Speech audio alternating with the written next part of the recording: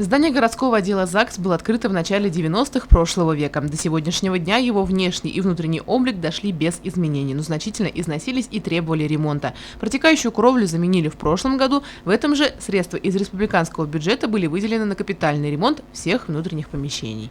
Подрядчиком по выполнению работ выступает общество с ограниченной ответственностью «Эталон Строй» из города Магнитогорск, который в апреле этого года выиграл конкурс и в мае начал работу по капитальному внутреннему ремонту нашего здания, подчеркиваю, внутреннему.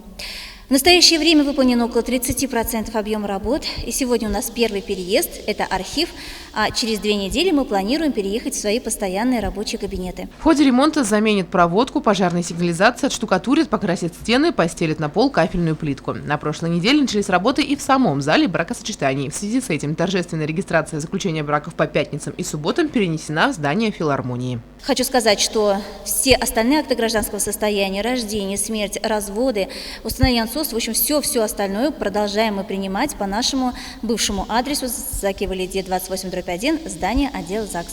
К слову, городским отделом ЗАГС в этом году за 6 месяцев работы уже зарегистрировано 169 браков, 120 разводов, 395 смертей и 489 рождений. Елена Афанасьева, Дамир Хайбуллин, Любовь Карпова, телекомпания СТВ.